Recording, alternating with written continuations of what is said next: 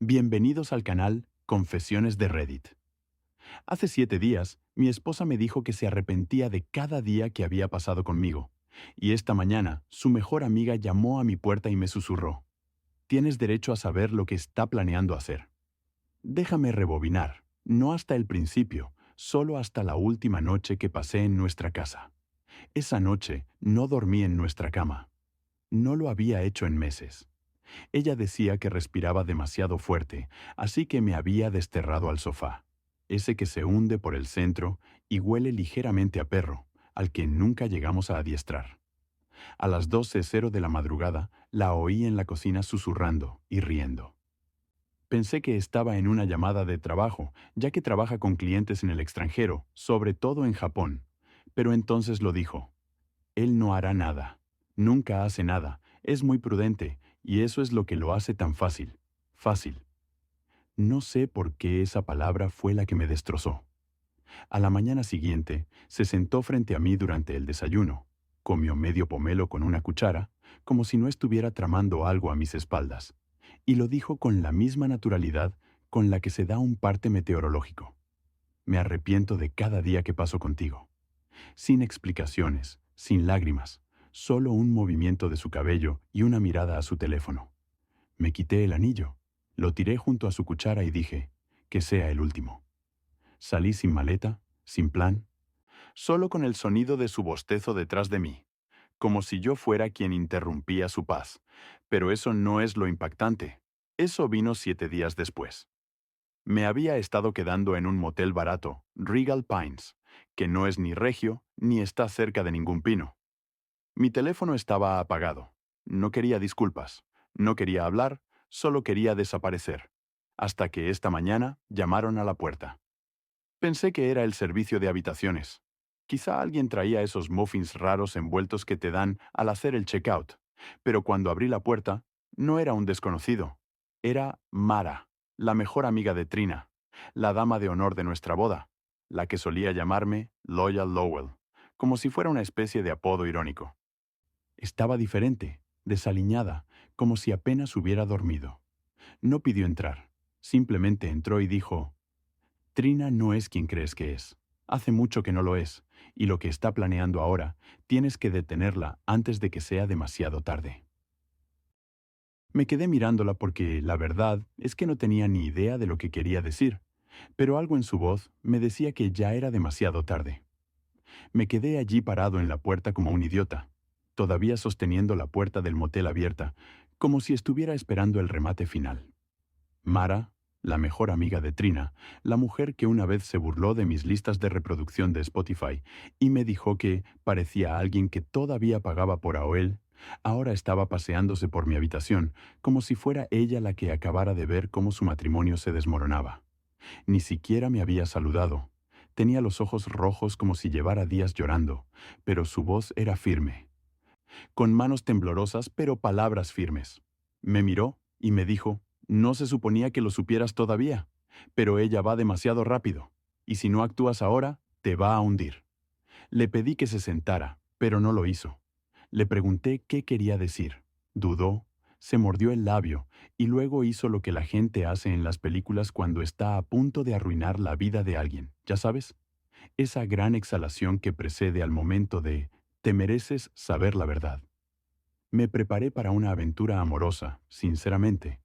Ya sentía cómo se me encogía el estómago. Pensé que se había acostado con alguien del trabajo, o que quizá había vuelto con un ex, o que había encontrado uno de esos sitios web de citas para gente casada. Pero no, era peor que eso, no más vulgar, solo más frío. Estaba transfiriendo todo a su nombre.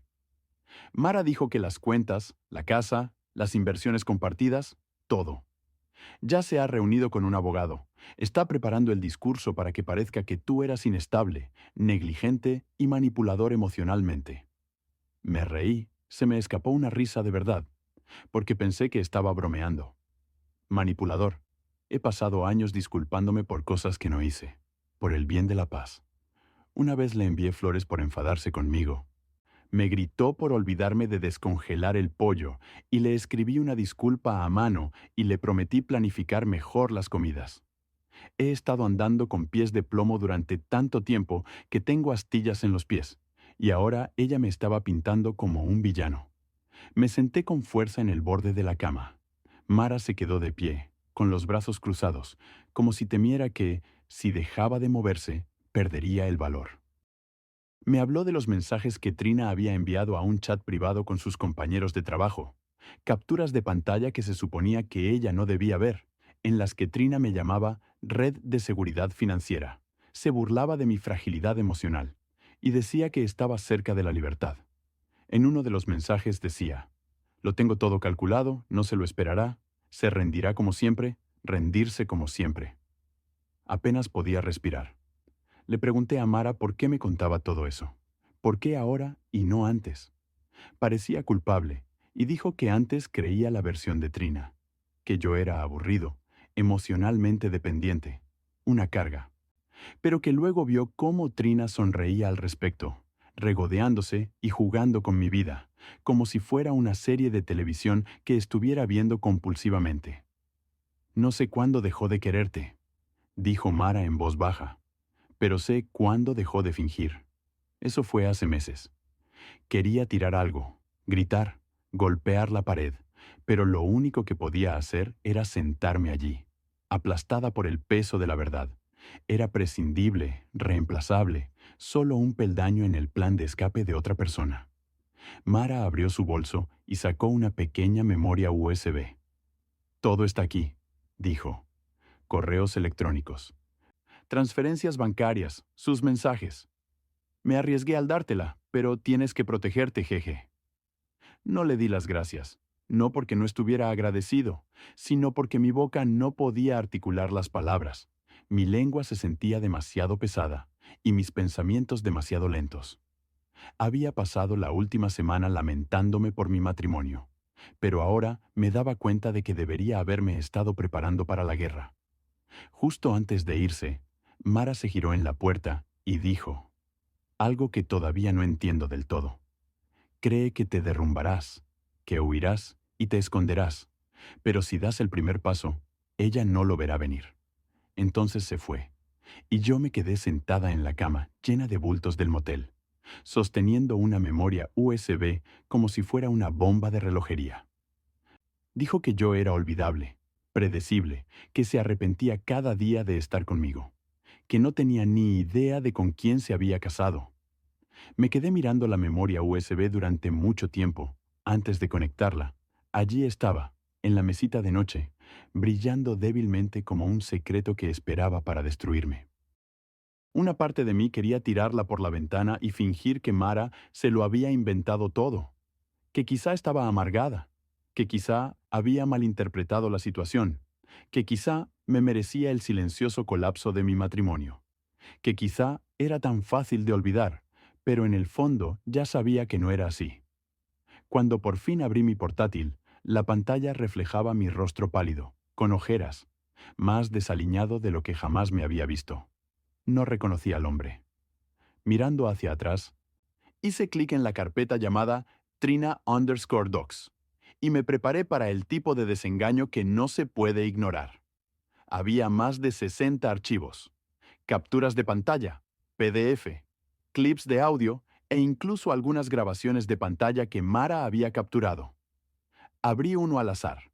Era una transferencia bancaria de $4,900, transferidos de nuestra cuenta de ahorros conjunta a una personal, a nombre de su apellido de soltera. En el concepto ponía Fondo París Fase 2 París. Se suponía que íbamos a ir a París hace 2 años, para nuestro aniversario. Había ahorrado, lo había planeado e incluso había empezado a aprender frases básicas en francés para darle una sorpresa. Ella canceló el viaje en el último momento, diciendo que tenía una emergencia en el trabajo y que no podía salir del país. Al final, utilicé el dinero para reformar la cocina. Para ella, la emergencia era real, pero no profesional. Otro archivo era una grabación de pantalla de su conversación por iMessage con alguien llamado S. Al principio pensé que era un amigo, hasta que leí las palabras. Ya casi está hecho. Lloraré si es necesario. Él creerá todo lo que le diga, siempre lo hace. ¿Estás seguro de que no lo discutirá? Confía en mí. Es el mismo tipo que se disculpó por estornudar demasiado fuerte. Firmará lo que le ponga delante. Me recosté en mi silla. Apreté la mandíbula con tanta fuerza que pensé que me había astillado una muela. Sentí que el pecho se me hundía. Todas las disculpas que le pedí, todas las noches que le pregunté si estaba bien. Todas las frases de «tienes razón, lo siento», que me tragué solo para evitar una pelea. Para ella nunca fue amor, solo era un peldaño, un peón predecible. Lo peor fue el audio. Era de una llamada de Zoom de una noche de chicas, grabada por Mara meses atrás. Trina no sabía que había dejado el micrófono sin silenciar. Después de despedirse, lo que siguió fue su verdadero yo, no la mujer que sonreía en las cenas, ni la que me daba un beso en la mejilla antes de salir por la puerta. Ja, ja, ja, ja. Él es mi caso de caridad. Me quedé por lástima. Él adora el suelo que piso, es agotador. No soy su terapeuta, solo es emocionalmente fácil de mantener. Por eso ha sido tan fácil, y las risas de las otras mujeres, sus amigas, resonaban como uñas en una pizarra. Una de ellas dijo, «Eres brutal», y ella respondió, «Solo soy sincera». Su ruido de fondo. Necesito volver a escuchar música. No lloré. Al principio no. Solo me senté allí, con el corazón latiéndome en los oídos, los pulmones negándose a respirar. Luego me levanté, caminé hacia el espejo y me miré durante mucho, mucho tiempo y dije en voz alta a nadie en particular. Nunca estuviste a salvo, estabas en silencio. No sé cuánto tiempo estuve allí, pero cuando volví a la cama, mi teléfono estaba vibrando, un número desconocido. Casi no respondí, pero algo me dijo que contestara. La voz al otro lado era masculina, tranquila y distante. ¿Es Lowell? Sí, ¿quién es? Llamo en nombre de Trina Delaney. Nos ha pedido que comencemos la transferencia preliminar de los activos asociados a sus cuentas conjuntas. Le enviaremos la documentación en breve. No dije nada. ¿Podría hacer una pausa? ¿Señor? Sí, dije lentamente. Adelante, envíelos. Estaré esperando. Pero esta vez no firmaría nada sin leer cada palabra. Y estaba seguro de que no iba a dejar que ella escribiera el final. Porque ella puede haber empezado el juego a mis espaldas, pero yo acababa de darle la vuelta al tablero. El sobre llegó 2 días después. Vi al repartidor a través de las persianas, con su elegante portapapeles y su educado golpe en la puerta. No abrí la puerta. Solo observé cómo deslizaba el grueso sobre blanco por la ranura del buzón. Como si fuera una invitación informal, en lugar de una traición preempaquetada. Lo dejé en el suelo durante horas. El sobre me miraba desde la alfombra del salón, como si tuviera dientes. Cuando finalmente lo abrí, lo primero que vi fue el nombre de Trina, impreso en la parte superior de un documento legal, en letras mayúsculas. Solicitud de divorcio, sin culpa. Era casi ridículo, sin culpa, como si la última década de manipulación, silenciosa eliminación y agotamiento emocional se hubiera evaporado en nada. Y ahí estaba, en blanco y negro, su versión de nuestra historia. Una fría y cuidadosa reescritura de nuestro matrimonio a través de una lente legal. Afirmaciones de que yo había sido cada vez más errático, que tenía dificultades para comunicarme, que me negaba a participar en las responsabilidades del hogar. Mentiras. Todo ello de la mujer que solía entregarme listas de la compra cuando me iba a trabajar. Y que ahora me pintaba como un hombre niño ausente y negligente. La frase que más me dolió fue una que no podía dejar de releer. El cónyuge muestra un comportamiento dependiente, propenso a resistirse a la separación. Supongo que amar a alguien durante demasiado tiempo ahora se considera una desventaja, pero aquí está el giro. Esta vez no me derrumbé. Escaneé los documentos, resalté cada línea cuestionable, marqué cada transferencia bancaria y cada cambio de activos, y concerté una cita con el único abogado que podía permitirme, con poca antelación, un tipo llamado Eugene Matters, que tenía una pequeña oficina, situada entre una lavandería y una tienda de cigarrillos electrónicos. Eugene tenía unos 60 años, vestía de tweed, a pesar de que fuera así a 30 grados, y hablaba con un sarcasmo seco que te hacía preguntarte si alguna vez hablaba en serio. Leyó el expediente, se recostó y se rió entre dientes. Realmente cree que puede quedarse con todo, ¿eh? Asentí con la cabeza. Eso es lo que planea. No respondió de inmediato, solo golpeó la página con un lápiz mordido y me lanzó una mirada que solo podía describirse como divertida. Ja, ja, ja. He visto lobos con ropa más bonita que tu esposa. Pero aquí está la cuestión. Dejó huellas dactilares por todas partes. Le entregué la memoria USB que me dio Mara.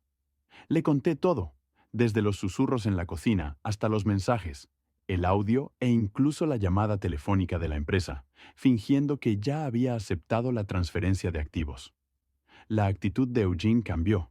Seguía siendo sarcástico, pero ahora tenía un tono más agresivo. No vas a solicitar el divorcio, dijo golpeando su escritorio. Vas a solicitar el despido. Parpadeé. ¿Qué significa eso? Sacó un bloc de notas amarillo y empezó a escribir. Como un loco. Significa que no solo respondemos, sino que contraatacamos, exponemos, construimos un caso tan hermético que sofocará todas las mentiras. Ella intentó escabullirse por las rendijas. Por primera vez en semanas, sentí algo que no había sentido en mucho tiempo. No era ira ni desamor. Era poder. No porque quisiera venganza, sino porque quería que la verdad importara. Quería que mi versión de la historia significara algo, que contara, que rompiera su ficción cuidadosamente elaborada. Esa noche me senté en la habitación del motel y empecé a escribir. No una carta para ella, ni una publicación en Internet, solo un documento, una lista silenciosa y brutal de todo lo que recordaba, cada sacrificio, cada momento. Ella me iba desgastando con una sonrisa en la cara, cada vez que me decía que era demasiado por expresar una necesidad básica. Cada vez me disculpaba por cosas que ni siquiera había hecho, solo para mantener la paz. Cuando terminé, eran 8 páginas, sin enfado, solo sinceridad. Se lo envié por correo electrónico a Eugene. Él respondió con una sola línea. Esta es tu columna vertebral. La convertiré en armadura. No sé qué pasará después, pero sé esto. Ella pensó que me rendiría. En cambio, estoy presentando una demanda. El juzgado olía a moho y burocracia.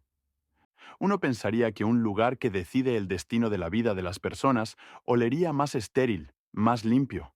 Pero no, estaba alfombrado en beige descolorido, iluminado con fluorescentes zumbantes y lleno de ese tipo de tensión silenciosa que solo se produce cuando dos personas se sientan en una habitación fingiendo que no se odian. Trina se sentó frente a mí, con una chaqueta azul marino y una sonrisa falsa, probablemente ensayada frente al espejo, y su abogado, un soldado imperial carísimo llamado Bryce. Algo le susurraba constantemente, como si se tratara de una partida de ajedrez en lugar del desenlace de un matrimonio de 12 años. No me miró ni una sola vez. No esperaba fuegos artificiales. No quería una escena dramática, pero pensé que tal vez, solo tal vez, me miraría con algo parecido a humanidad. Pero no, solo frío cálculo.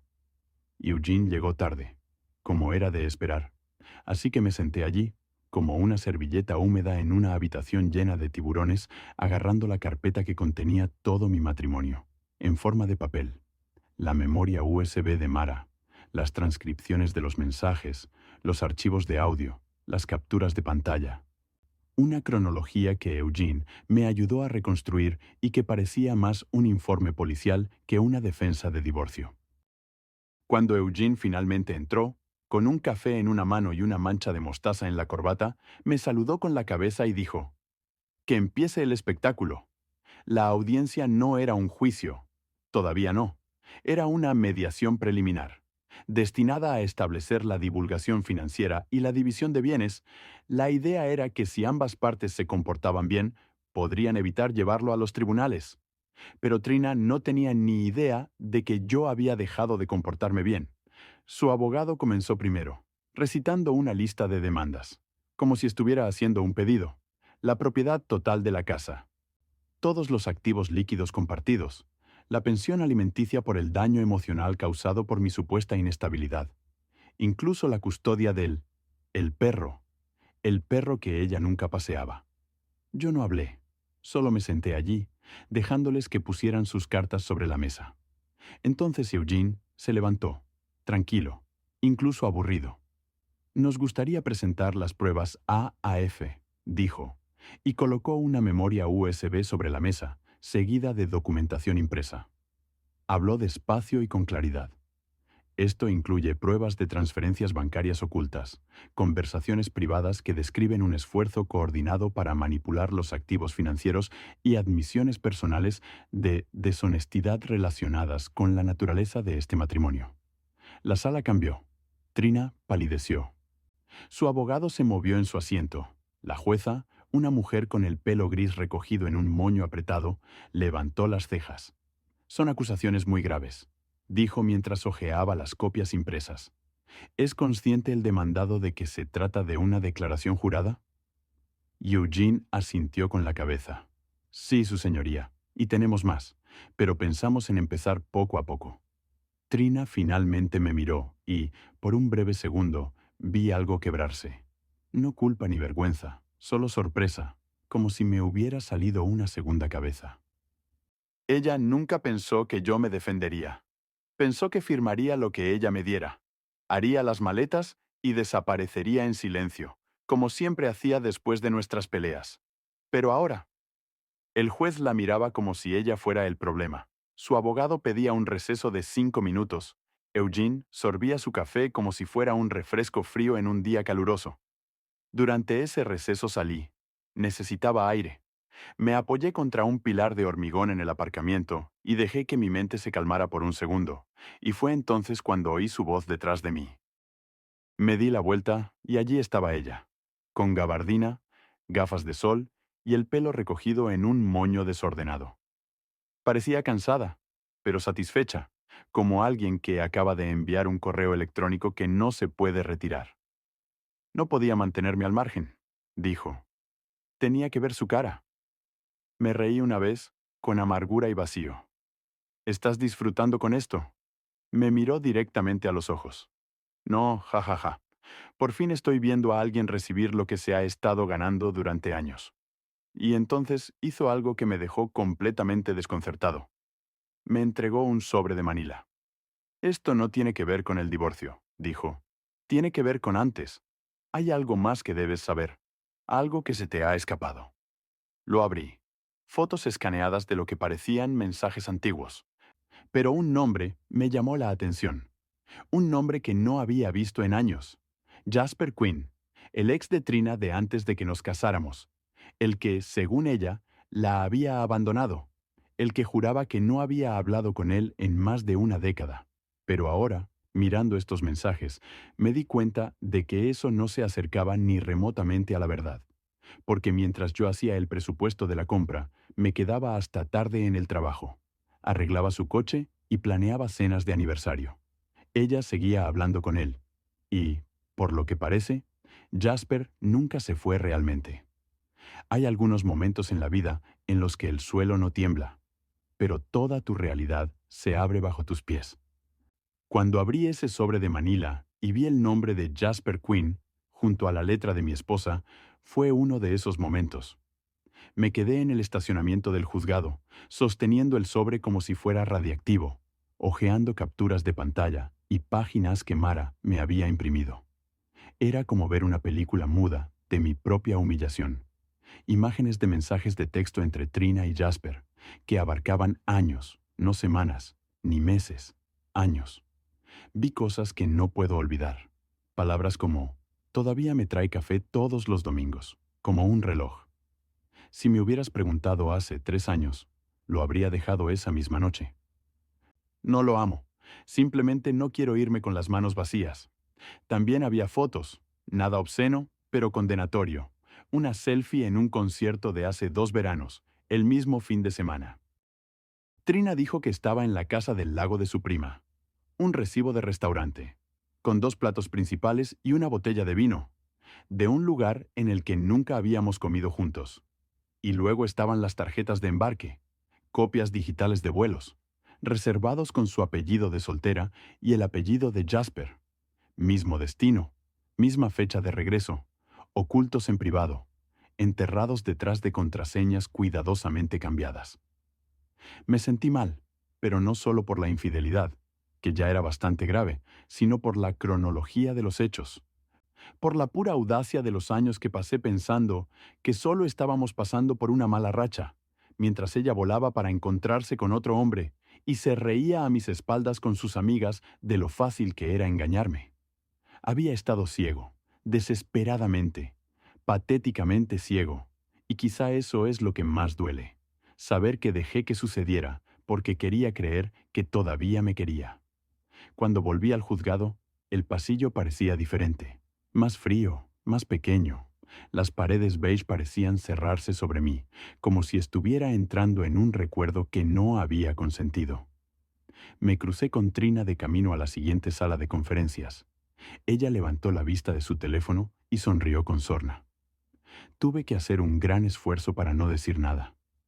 Pero Eugene me lanzó una rápida mirada y negó con la cabeza, diciéndome en silencio que mantuviera la compostura, que no se trataba de enfadarse, sino de sacar la verdad a la luz, de dejar que la verdad hablara más alto que cualquier arrebato.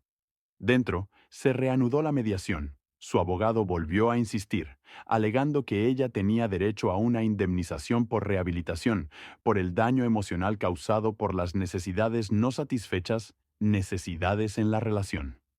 No podía creer lo que estaba oyendo. Yo había sido el medidor de necesidades, el reparador, la esponja emocional que absorbía sus estados de ánimo y le devolvía la calma. Pero Eugene esperó tranquilo, bebiendo su café como si nada pasara, y luego, con la sutileza de un mago, corrió la cortina y entregó los nuevos documentos, el sobre de Mara, cuidadosamente ordenado y sellado. No alzó la voz, no pronunció ningún discurso, simplemente dijo: nos gustaría presentar pruebas adicionales sobre comunicaciones no reveladas y engaño deliberado. La jueza las leyó lentamente. Su rostro pasó de neutral a tenso, y cuando llegó a la cadena de correos electrónicos en los que se hacía referencia a las finanzas conjuntas y a las ideas de viaje de Jasper, finalmente levantó la vista. Señorita Delaney, dijo la jueza, cruzando las manos, ¿niega que estas correspondencias sean suyas? Trina no respondió, solo parpadeó, porque si lo hace, podemos solicitar una verificación digital adicional, pero si las reconoce ahora, podemos seguir adelante. Vi cómo la expresión de Trina se congelaba. Su abogado se inclinó y le susurró algo. Ella asintió levemente con la cabeza, pero siguió sin decir nada. Ese silencio lo decía todo y, en ese momento, al verla finalmente perder el control de la narrativa, no sentí ira, no sentí que se me hubiera dado la razón. Me sentí agotada, como alguien que ha estado nadando durante años y acaba de ver un salvavidas. Una vez finalizada la sesión, la jueza recomendó posponer cualquier fallo hasta que se revisaran completamente los nuevos materiales. Su tono era ahora más frío, menos interesada en las teatralidades de su abogado. Cuando nos levantamos para marcharnos, Trina finalmente me miró y me dijo en voz baja: no debías haber visto nada de eso. Y yo respondí sin siquiera pensar: no debías haber mentido durante tanto tiempo. Salí primero, sin mirar atrás. Esa noche, de vuelta en el motel, me senté junto a la ventana con las persianas medio cerradas, viendo pasar los faros en la lejana autopista, y pensé en todos los años que le había dedicado, en cuántas mañanas le había preparado café, en cuántas noches me había quedado despierto solo para escuchar cómo le había ido el día. Todo ello reescrito, en el trasfondo de la historia de amor de otra persona. Pero esta vez no iba a desaparecer en silencio, porque la versión de mí mismo que ella había creado en su cabeza, el que se rinde como siempre, ese tipo ya no existe. No sé qué esperaba después de la audiencia de mediación. Tal vez silencio, tal vez pánico. Pero no lo que obtuve a la mañana siguiente. Sonó el teléfono de mi habitación de motel, no mi celular. El teléfono fijo, ni siquiera sabía que funcionaba. Lo levanté confundido y escuché una voz que no había oído desde nuestra fiesta de compromiso. Delaney. No, no Trina Delaney. Jolene Delaney, su prima. la que dio el brindis, la que me llamó la calma frente al fuego de Trina, la que desapareció de los eventos familiares poco después de que nos casáramos. Siempre supuse que había habido alguna pelea. Nunca le pregunté. Debería haberlo hecho. Su voz era tranquila, como si estuviera hablando a través de una almohada. Ja, ja, ja. Tengo que contarte algo. Es sobre Trina, sobre todo. Me senté rápidamente. No eres la primera, le dije, pero te escucho. Ella dudó y luego dijo, le contó a la gente que tuviste una crisis nerviosa hace 2 años. Le dijo a la familia que eras inestable. Empezó a construir esta historia mucho antes de que tú te dieras cuenta. Me quedé paralizada. ¿Qué tipo de historia? Que eras emocionalmente manipulador, que la aislabas, que la amenazabas cuando intentaba marcharse, que les había dicho a sus amigos que tenías episodios, que temía por su seguridad. Me quedé helada porque sabía lo que eso significaba. No se trataba solo de dinero, se trataba de controlar la narrativa. Me estaba pintando como peligrosa, irracional, incluso desquiciado. Intentaba asegurarse de que, pasara lo que pasara, dijera lo que dijera, nadie me creyera. Estaba preparando el terreno para un asesinato total de mi reputación, como si estuviera planeando una obra de teatro en un tribunal, y yo fuera el villano, incluso antes de aparecer. Jolene siguió hablando. Me habló de publicaciones privadas en Facebook que yo nunca había visto, capturas de pantalla que había guardado, porque algo no le cuadraba. Me dijo que Trina y Jasper eran más que una aventura, que planeaban mudarse lejos, empezar un negocio y dejar atrás el desastre que yo había causado, con mi reputación destrozada, lo suficiente como para que pareciera que me lo merecía. Fue entonces cuando me di cuenta de la gravedad de la situación. No se trataba solo de una traición, era una demolición a cámara lenta, no solo de mi matrimonio, sino de quién era para mis amigos, mi familia e incluso para mí mismo. Colgué el teléfono aturdido. Durante horas no me moví. Solo miré fijamente a la pared, imaginando todas las conversaciones que no sabía que estaban teniendo lugar. Las cenas en las que ella sonreía y mentía. Las habitaciones en las que entraba, encantando a la gente para que creyeran que ella era la víctima. A última hora de la tarde, mi teléfono vibró. Un mensaje de Mara. Reúnete conmigo ahora. Vas a querer ver esto. No le hice preguntas, simplemente conduje sin dudar. La dirección era un pequeño parque de oficinas en el distrito industrial, el tipo de lugar con pintura descascarillada y luces zumbantes, donde las viejas startups van a morir. Mara ya estaba allí, paseándose fuera como si guardara un secreto. No podía aguantar ni un segundo más. No me saludó, solo me entregó una tableta, pulsó el play y dijo que es de la semana pasada. Era una grabación de una llamada de Zoom entre Trina, Jasper y un hombre que no reconocí, mayor, con gafas, claramente un abogado. Trina parecía tranquila, fría y aguda. Dijo que él aún no lo sabía, pero que una vez que se finalizara el papeleo y él quedara desacreditado, tendría lo que necesitaba. Las cuentas, la casa, la declaración. Él ni siquiera se defendería. Se rendiría como siempre. Jasper se rió. El abogado no dijo nada, pero entonces llegó la parte que hizo que mis manos empezaran a temblar. Trina añadió que, aunque intentara defenderse, teníamos la nota de la terapia. Solo era una línea, pero era suficiente tal y como la había redactado, hacía que pareciera que no estaba en sus cabales. ¿Nota de la terapia? No había ido a terapia desde la universidad. ¿De qué demonios estaba hablando? Y entonces Mara dijo que la había falsificado. Ja, ja, ja. Había pedido a un amigo que hiciera una imitación en un membrete antiguo. Tú nunca fuiste paciente, pero si eso llega al expediente, se acabó. Sentí ganas de vomitar. Ella planeaba destruir no solo mis finanzas, sino también mi credibilidad, mi cordura, para que, si alguna vez me levantaba y decía la verdad, la gente inclinara la cabeza y dijera, bueno, ya sabes, él siempre estuvo un poco fuera de lugar. Me quedé callado durante un buen rato. Luego miré a Mara y le pregunté, ¿todavía tengo alguna posibilidad de detenerla? Ella asintió con la cabeza. Tienes más que una posibilidad. Lo tienes todo. Pero tienes que dejar de jugar a la defensiva. Esa noche llamé a Eugene y le conté todo. La nota falsificada, el vídeo de Zoom, la llamada de Jolene. Y por primera vez no escuché sarcasmo en su voz, ni bromas, ni comentarios sarcásticos, solo dijo: entonces es hora de que enterremos el guión que ella escribió y empieces a escribir el tuyo. 3 semanas después, entramos en la sala del tribunal para la audiencia final. Yo no llevaba nada especial, solo una camisa planchada, pantalones oscuros y unos zapatos que no chirriaban.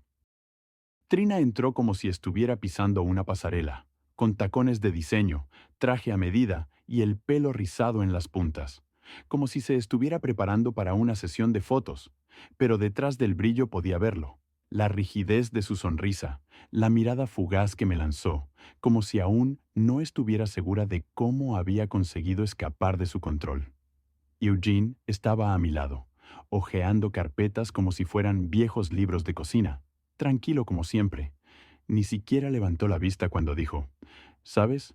Hay un tipo especial de alegría en dejar que alguien piense que está ganando, hasta que deja de hacerlo. El juez nos llamó a entrar.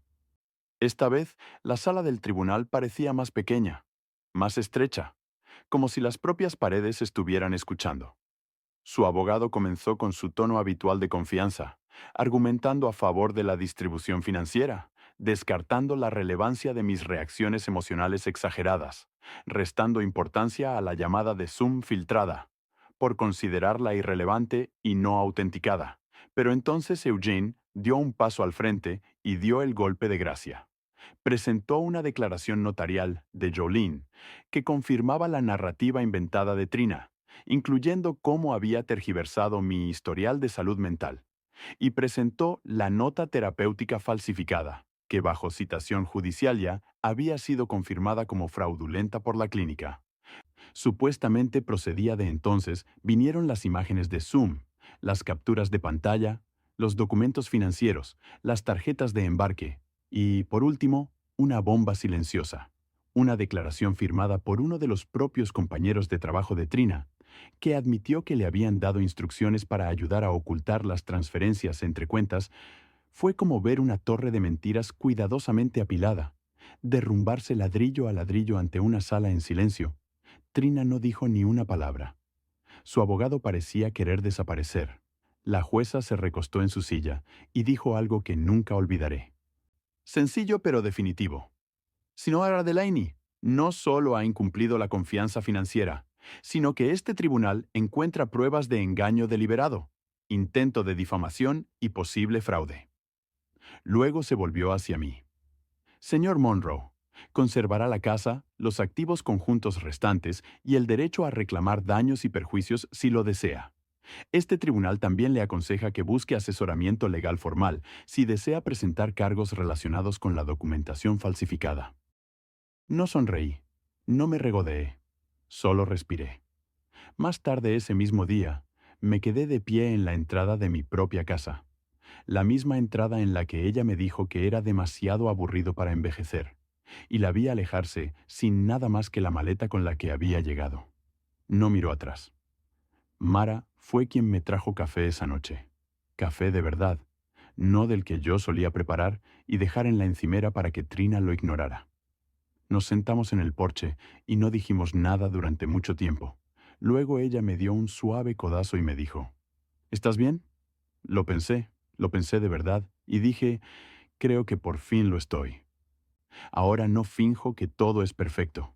Todavía hay ecos, esos sentimientos fantasmas que se cuelan a altas horas de la noche. Pero estoy aprendiendo a vivir de nuevo en la verdad, a dejar de disculparme por simplemente querer ser amada de la misma forma en que yo amaba. Y si estás viendo esto, preguntándote si mantener la paz vale la pena perderte a ti mismo, estoy aquí para decirte que no. La paz sin verdad es solo un silencioso desengaño. Puedes levantarte aunque te tiemble la voz. Gracias por escuchar mi historia. Si algo de esta historia te ha recordado un momento de tu propia vida, un punto de inflexión, una confrontación o un secreto que finalmente salió a la luz, déjalo en los comentarios a continuación. Queridos espectadores de Confesiones de Reddit, compartan su opinión sobre esta historia en los comentarios. No olviden dejar un like, suscribirse al canal y compartir nuestras emocionantes y emotivas historias con sus amigos. Hasta la próxima.